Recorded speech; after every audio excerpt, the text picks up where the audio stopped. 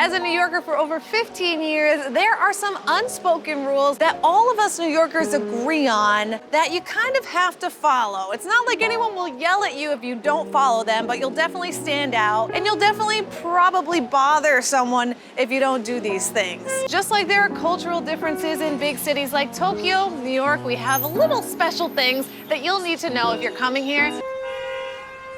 Nothing phases a New Yorker, from crazy outfits to no outfit at all. Literally nothing will stop us in the street. If we are going somewhere, you could be running around naked, screaming at the top of your lungs, and we'd probably just be like, oh. And that's it. That would be the reaction.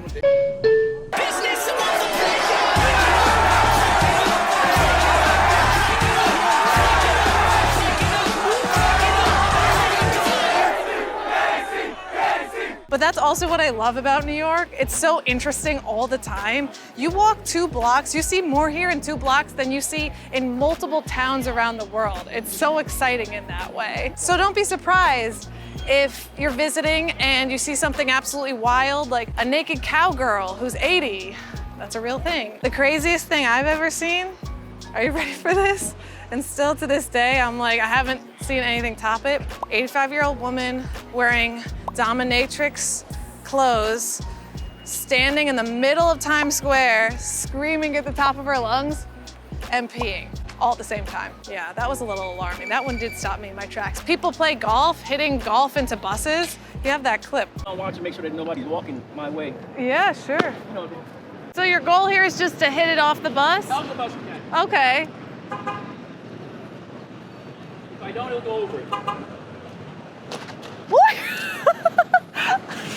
This is crazy. This is why I love New York City, right here. So don't be surprised if you're coming here and something crazy happens and a bunch of people are not reacting at all. It's because we see it every day. Okay, let me try to move this. Now this right here, another thing I've seen a lot of people doing. Ugh, this is really hard. This is like way harder than I expected. I'm not gonna lie. People were like moving around this so much faster. Jeez, that's so hard. Why is that so hard? You try it, Lucas. Looks like easier for you. Why does it look so much easier for you? Do not take my advice on this, but I'm telling you right now, this is not legal advice. Do not blame me for anything. Time just to be safe, so we don't know. You cannot sue me for this.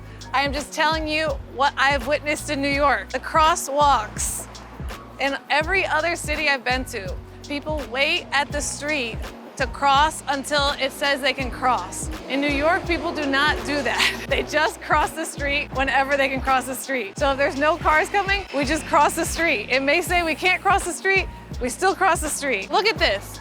Look, it says you can't cross. There's literally 1, 2, 3, 4, 5, 6 people crossing the street. You cannot sue me, no legal advice. This is not legal advice, I'm just telling you an observation that I have seen. New Yorkers do not wait for the crosswalk to tell them what to do, they just do it. I was in Germany and I did this because there was no cars coming at all. And I was like, oh, I'll just cross the street.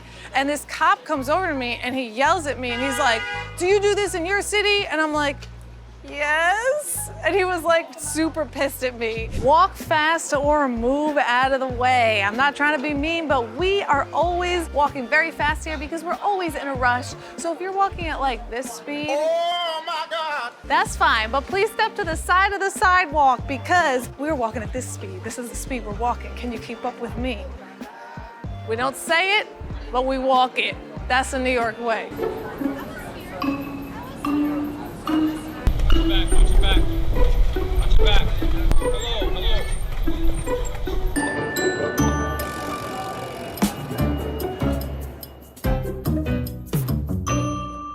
Okay, here's a perfect example. Like right behind me, there's just a line of tourists just standing.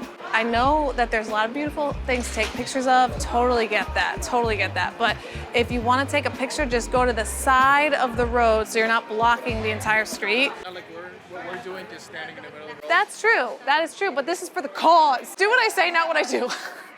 Let's talk about some unspoken rules of the New York subway system. There are a lot of them. I have an entire tutorial on how to use the subway, so if you are new to New York, definitely check that out. When the train arrives, make sure everyone gets off the train before you get on it. So don't try to get in first People will definitely get annoyed at you. They will push you back. They will literally push you back if you try to get on the train before the people that need to get off the train are able to get off. And when you get on the train, please move inward. Don't stand just by the door. Now, if it's rush hour and all the trains are packed, except for one car, don't go in that car. Trust me, it probably has a very bad smell. You don't want to experience anything that's happening in that train car. There's a reason why it's completely empty and all the other ones are packed. New Yorkers know that you shouldn't make prolonged eye contact with someone you don't know. It's kind of can be considered as a little bit rude. We're getting lots of eye contact right now because we're walking and filming. But that's just the standard. You don't want to just stare at people. And if you do it discreetly so they don't know you're staring. I don't know how else to say it, but it's kind of like an unsaid rule that like we just don't make eye contact with strangers. Or you do it with shades on. That's the best way. Right now, it may look like I'm not looking at the camera, but I actually am.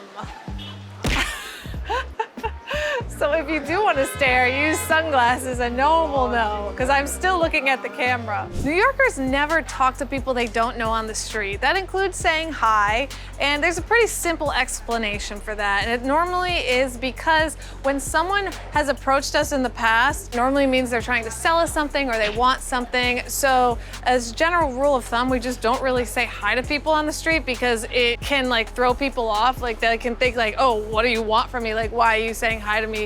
You're gonna sell me something. Plus, there's just so many people around that it would be really difficult to say hi. It'd be like this, hi, hi, hi, hi, hi. That's how many people. It's an unsaid rule that we all follow, and I encourage you to also follow it so that you kind of blend in while you're here. It's always better to blend in than stand out, or I don't know, like, for the most part in New York, I'd say, because I think you're standing out. I'm standing out. Well, I'm standing out because you're literally walking backward with a camera. Yeah. And everyone's staring at us. However, on the flip side, another unsaid rule is it is okay to approach people on the street if you have a very specific question, normally relating to directions. But if you're gonna do it, you have to say it right away. You can't be like, hi, how are you? Because then they're like, whoa, what are you trying to sell me? You have to go like this. Do you know where the Chinatown ice cream factory is? That's it. Hi, do you know where the Chinatown ice cream factory is? Boom, done. Right to the point. New Yorkers, we just don't have a lot of time, so when we're talking to people we don't know, we get to the point because we understand that, you know, we're in a rush, they're in a rush, and we want to value their time as well as our own. Don't be put off if the person doesn't have time to stop and talk to you because they may be in a rush. Their train may have been delayed or entirely canceled. They could be late for an appointment, you just don't know. And also, it may be the person doesn't speak English. There's 800 languages spoken here in New York, so maybe they actually don't understand what you're saying, and in that case, New Yorkers would just ask the next person and move on. To live in New York, you have to have a really thick skin, so.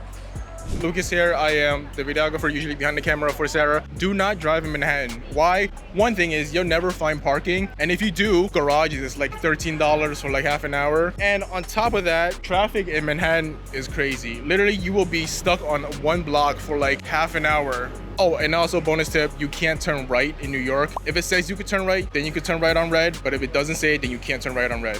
New Yorkers always know their order before they get to the front of the line. When you're back here, this is when you look and you figure it out. And when you go up to the counter, that is when you order. The most annoying thing is when there's a long line and the person at the front of the line is just standing and being like, I don't know, you're trying to figure it out, you know? Here, we don't have time. Know your order when you're at the front, so it is fast, the service is fast, everything's good. New Yorkers have absolutely no tolerance for any of the racist, discriminatory, sexist nonsense. And that's because we are one of the most diverse cities in the entire planet. And a great example of that is here. I am at the crossroads of essentially Chinatown and Little Italy. You can see Chinese symbols this way, Italian this way.